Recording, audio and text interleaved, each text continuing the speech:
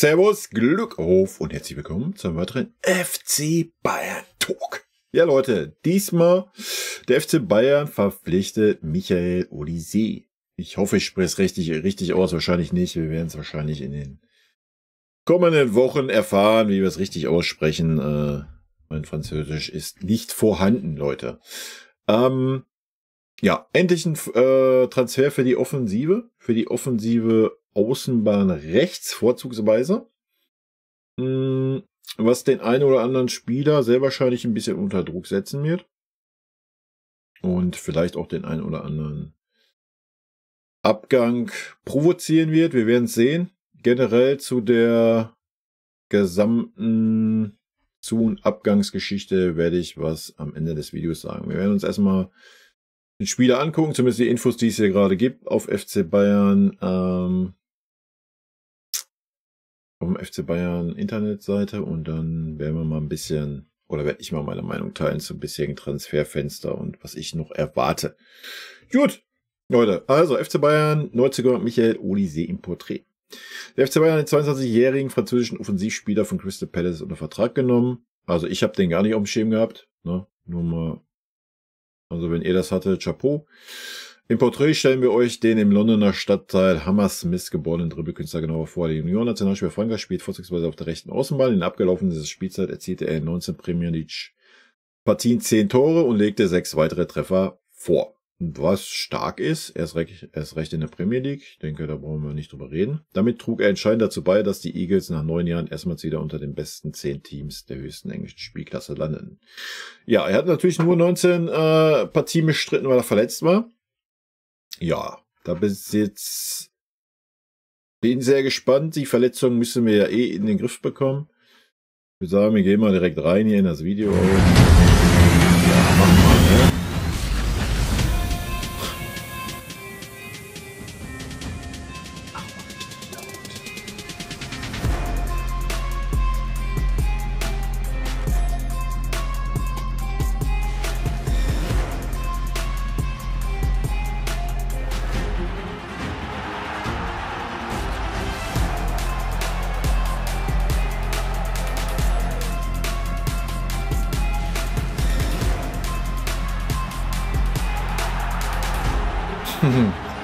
Wild.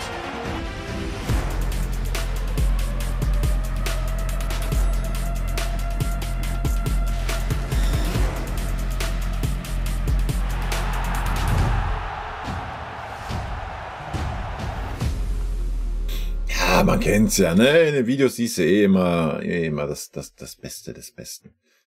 Der schlachsige Techniker Olise besticht insbesondere mit seinem Spielwitz und seinem Zug zum Tor. Von seiner Position aus, die als Ausgangspunkt den rechten Flügel vorsah, glänzte er in seiner Zeit in der Premier League mit spektakulären und unerwarteten Aktionen. Vor allem mit seinem ausgezeichneten linken Fuß, da er neben seinen Geniestreichen auch mit seiner Effizienz und schönen Flanken für die Mitspieler sowie einem sicheren Abschluss brilliert. Können sich alle Bayern-Fans auf einen kreativen Neuzugang freuen. Ja, da freuen wir uns. Das Fußballspiel nannte der 1,84 Meter große Flügel für zum FC Arsenal. Im Alter von 7 Jahren wechselte er zum Stadtrivalen FC Chelsea. Nach 7 Jahren bei den Blues verließ Olise seine Heimatstadt und schloss sich Manchester City an. Eine Saison lief er im himmelblauen Trikot der Citizen auf, ehe es ihn zum FC Reading zog. Bei dem Traditionsverein aus dem Süden Englands schaffte er den Sprung aus der U18 über die U21 zu den Profis. Sein Debüt in der zweiklassigen Championship gab er am 12. März 2019 als 17-Jähriger beim Spiel gegen Leeds United. In der Saison 2021 gelang ihm der Durchbruch. Am Ende der Spielzeit hatte Olise 7 Tore und 12 Vorlagen auf dem Konto. Durch seine guten Leistungen empfahl sich das vielversprechende Talent für größere Aufgaben. Wieder lockte ein Club aus seiner Geburtsstadt Crystal Palace, verpflichtete den Franzosen im Sommer 2021. Bei dem Erstligisten aus dem Süden Londons nahm seine Entwicklung weiter Fahrt auf. In der ersten Saison nach seinem Wechsel sammelte er 12 Scorerpunkte in 31 Spielen. In der darauffolgenden Spielzeit waren es 13 in 40 Spielen.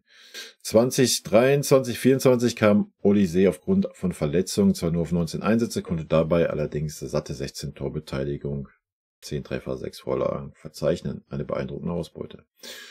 Ja. Mehrere Nationalmannschaftsoptionen. Olises Mutter hatte französisch-algerische Wurzeln, sein Vater nigerianische. Neben diesen Nationen könnte der trickreiche Offensivmann auch für Englands Three Lions auflaufen. Für die französische U21-Nationalmannschaft kam er bislang 7 Mal zum Einsatz. Ja. so wie wir wissen, fährt er ja auf jeden Fall zu den Olympischen Spielen, ne? Wenn sich da nichts mehr ändert. Gut. Hören wir uns mal die Stimmen an. Wir freuen uns einfach sehr, dass wir die Vertragsunterschrift von Michael Olise verkünden dürfen. Bayern München verfolgt den Spieler schon länger. Ich kenne ihn auch schon sehr, sehr lange. Er hat sich einfach richtig gut entwickelt und auch die letzten Monate nochmal richtig Gas gegeben.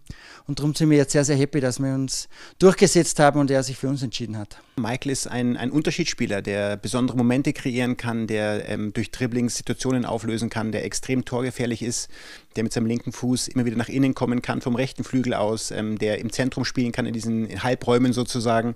Also unglaublich kreativ in der Offensive, aber natürlich mit seinen 22 Jahren eben auch noch Potenzial nach oben. Und das ist das, was es eben so spannend macht. Wegen solchen Spielern gehen die Leute auch ins Stadion, die können begeistern, die können immer was Ungewöhnliches machen, was Spektakuläres. Und wir freuen uns jetzt sehr darauf, dass das auch Michael in Zukunft hoffentlich öfters zeigen kann. Ja, das wünschen wir uns alle, oder? Ja, ich denke mal, wir brauchen uns das jetzt hier nicht noch durchzulesen, die gleichen Aussagen, das haben wir schon gesehen. Es gab noch was auf YouTube, das können wir uns noch mit reinnehmen hier in das Video. Und dann werde ich mal ein bisschen was sagen. Zack. Der erste Tag behind the scenes. Wir kennen es ja mittlerweile, oder?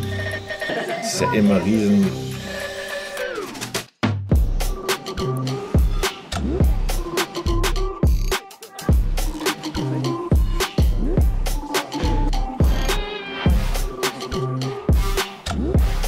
Nice. It was a nice kick to Bruce. Then breathe out.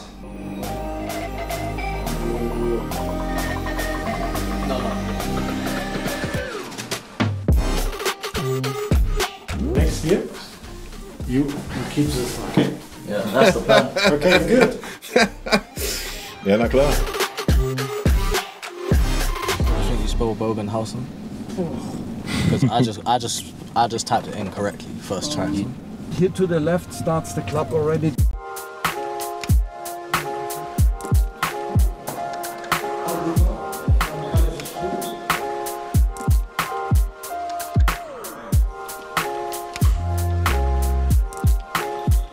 How does it feel to sign for FC Bayern?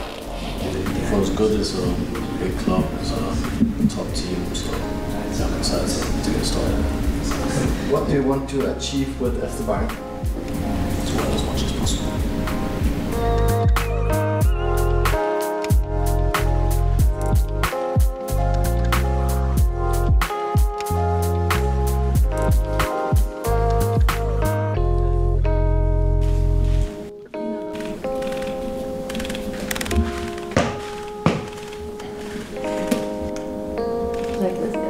Social Media muss laufen.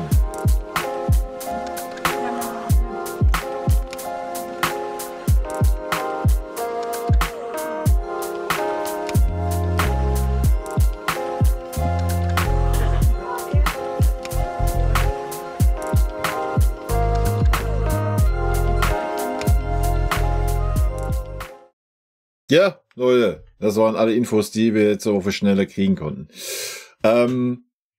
Wir haben es ja gesehen, 19 Spiele, 16 Torbeteiligung. Ich denke, dass Qualität vorhanden ist, sollte klar sein. In der Premier League macht man das nicht mal eben so, erst recht nicht bei einem nicht so großen Verein. Ne? Das muss man mal ganz klar sagen.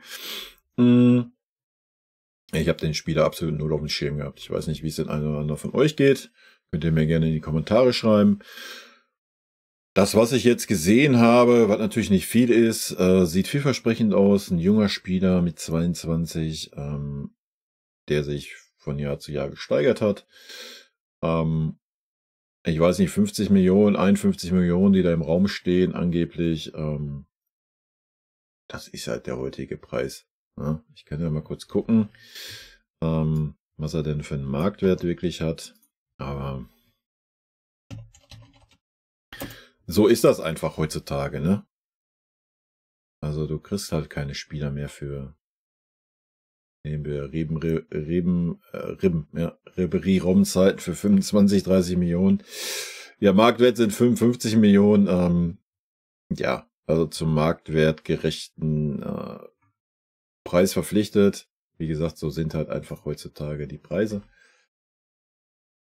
Wichtig und richtig, dass Druck auf die Außenbahn ausgeübt wird, weil da war nicht einer überzeugend die letzten Jahre. Ja, ob's Coman ist, ob's ein Sané ist, ob Gnabry, brauchen wir gar nicht sprechen. Wir haben Zaragoza letztes Jahr schon verpflichtet, von dem ich auch noch einiges erwarte. Jetzt haben wir noch Odyssee. Das heißt, wir haben schon mal 2 Spieler für die Außenbahn, die ein bisschen Druck reinbringen. Ansonsten haben wir auch noch den einen oder anderen Jugendspieler, der da ja auch reinstoßen soll. Ich bin sehr gespannt. Nicht zu vergessen, Mathys Tel. Ja. Wir werden sehen, wie Kompanie plant, ob wir mit einer Doppelspitze agieren werden oder ob ein Tel dann auch eher auf die Halbposition wechselt. Ja, ich denke, er wird natürlich den nächsten Stepper bei uns machen müssen. Wichtig wird sein, dass er verletzungsfrei bleibt, wie bei jedem Spieler. Aber dass das Potenzial vorhanden ist, denke ich, ist klar. Und ja, ich denke am Ende des Tages auch ein relativer No-Brainer, oder?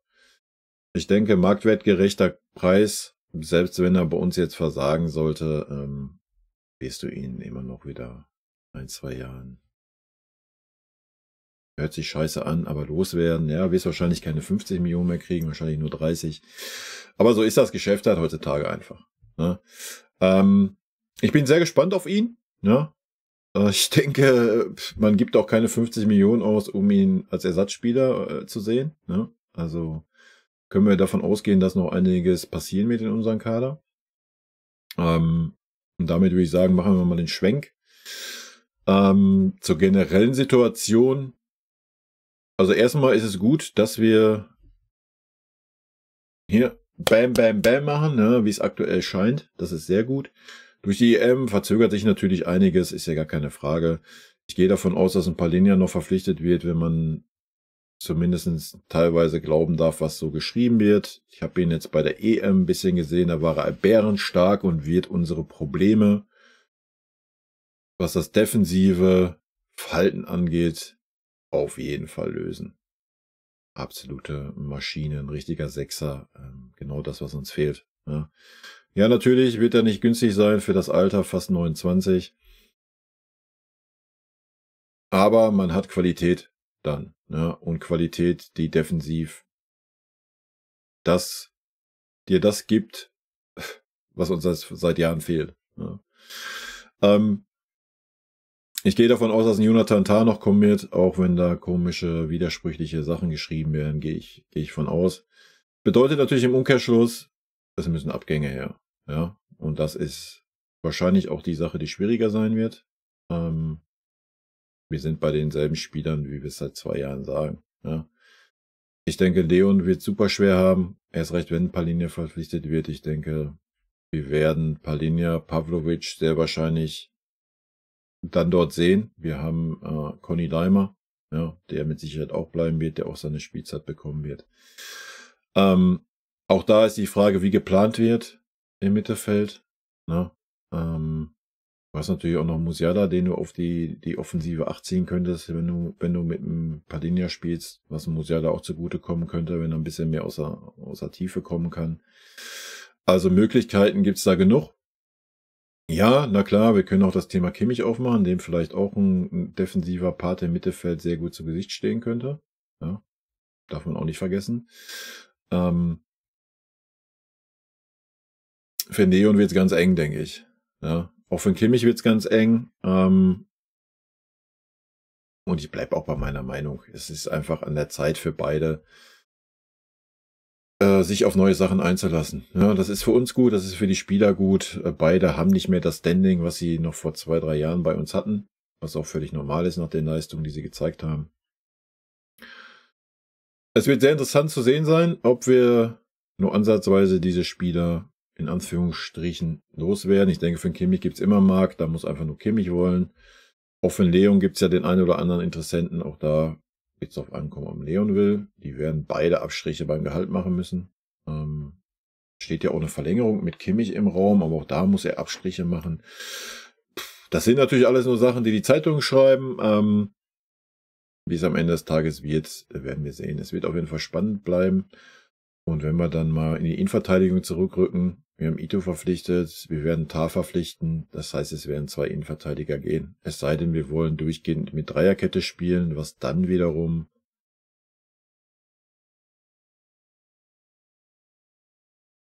für Mboe und Mazraoui wird es dann auch eng. Ja. Dann brauchst du natürlich 4 Innenverteidiger, ja, mit noch einem sehr, sehr guten Jungen vielleicht hinten dran, dass du 5 Innenverteidiger hast, wenn du irgendwie dauerhaft mit Dreierkette spielen willst, das wissen wir natürlich alles nicht, ja. Deswegen sind das natürlich alles Spekulationen, ja, da steht ja gerade De Ligt im Schaufenster, auch Min-Jae Kim und so weiter und so fort. Auch da, wir müssen abwarten. Es wird sich noch einiges tun, gehe ich fest von aus.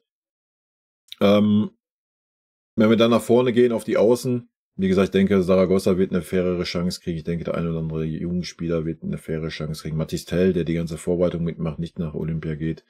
Olise geht nach Olympia. Ist vielleicht ein kleiner Nachteil für ihn. Aber wir haben gehört, Sané muss erstmal operiert werden. Wow, man hat ihn ja auch nur fast ein Dreivierteljahr durchgezogen. Sagen wir jetzt mal nichts so. Ja, dann lasse Coman und Gnabry. Ich bin sehr gespannt. Ja. Die Frage wird natürlich sein, für wen bekommst du noch ansatzweise das Geld oder wenigstens ein bisschen Geld. Bei allen macht es natürlich Sinn, allein schon von den Gehaltskosten. Ja, wenn wir jetzt nochmal Gnabry, Coman, Sané, Kimmich, Goretzka nehmen, das sind alles big Verdiener. Ja. Die, wir haben es gelesen, entweder Abstriche machen müssen, auch ein Sané, ja, oder halt den Verein wechseln müssen. Und meiner Meinung, im krassen Notfall Kimmich, Sané, ja, da musst du die Verträge auslaufen lassen. Fertig. Ja. Wäre natürlich nicht die feine Sache und fände ich auch von Spielerseite nicht fair, wenn ich ehrlich bin, weil dasselbe mit dem Davis, weil wir haben den Spielern ja schon die Plattform gegeben und ich bin einfach der Meinung, jeder Spieler sollte in der heutigen Zeit dann auch so fair sein und sagen, ja, dann sollte der Verein noch eine Abfindung kriegen, also eine Ablöse kriegen und nicht der Spieler sich nochmal 10 bis 30 Mille extra reinziehen, wenn er vertragslos wechselt. Aber ja, so ist das Geschäft heutzutage, ne? Ja, es wird super spannend sein. Ich gehe fest davon aus, dass in den kommenden Tagen Palhinha für die Verpflichtung fix gemacht wird. Hoffe ich zumindestens. Und dann denke ich, werden Neuzugänge nur noch kommen, wenn Abgänge kommen. Oder man wird noch Jonathan Tah verpflichten, um die Innenverteidiger noch mehr unter Druck zu setzen. Das weiß ich nicht. Aber ja, dann gehe ich davon aus, dass wenn noch weitere Spieler kommen, erst Abgänge da sein müssen. Ne? Weil man muss jetzt mal gucken, wir haben jetzt, sagen wir mal 50 Millionen plus 30 Millionen waren es, glaube ich, oder 25, was weiß ich, für Ito. Wenn du da noch ein paar Linien dabei rechnest, der wahrscheinlich auch um die 50 ohne Bonus kosten wird, bist du bei 130 Millionen ohne Transfereinnahmen. Von daher, wenn du da noch Tah dabei rechnest, den du vielleicht für 25 kriegst, maximal 30, weil du beide nur noch ein Jahr Vertrag, bist du vielleicht, sagen wir mal, ganz grob bei 150 Millionen, die du ausgegeben hast. Und da musst du natürlich dann erstmal auf der Einnahmeseite ein bisschen was reinkommen. Ja, und da sind natürlich unsere Innenverteidiger an erster Stelle, denke ich. Aber natürlich auch ein Kimmich, unser Außenspieler. Es wird sehr interessant zu sehen sein. Ja, ich denke, ja, bei dem einen oder anderen ist es einfach an der Zeit, den FC Bayern zu verlassen und mal eine neue Herausforderung zu suchen und vielleicht auch beim Verein zu sein, wo man ein anderes Standing hat wie bei uns. Ich denke, ein Kimmich wird bei vielen Vereinen auch im Mittelfeld ein gutes Standing haben. Und ich denke auch, ein Kimmich könnte sehr gut funktionieren, wenn er einen defensiven Sechser hinter sich hat. Kommt aber natürlich immer auf die Spielweise drauf an. Wie gesagt, Kimmich ist halt absolut nicht pressingresistent, aber da müssen wir jetzt nicht wieder mit anfangen mit dem Thema. Das haben wir zu Genüge im letzten Jahr durchgekaut. Ja, das ist, was ich denke. Wir haben jetzt aus meiner Sicht 2 No-Brainer-Transfers gemacht, wo du relativ wenig Risiko hast, selbst wenn sie nicht funktionieren, sie nochmal wieder annähernd für das Geld loszuwerden. Das sollte nicht das Problem sein. Wir werden hoffentlich den Palhinha eintüten. Ja, auch wenn es für 3-4 Jahre, die er spielt, dann sehr wahrscheinlich eine Menge Geld ist. Aber das, was ich gesehen habe, ja, die Lücke ist dann dicht. Das muss man einfach sagen. Und das ist unsere größte Baustelle und die muss man dann schließen. So, fertig aus. Ja, wie gesagt, es hängt halt viel davon ab, wie Kompany spielen lassen möchte. Ja, ob mit Dreierkette, Fünferkette, ob vorne ganz klare Außenspieler oder eher auf den Halbpositionen. Ob mit einem tiefen Musiala oder mit einem Pavlovic oder wie auch immer. Es sind viele Fragezeichen für uns als Fans, gerade von außen betrachtet.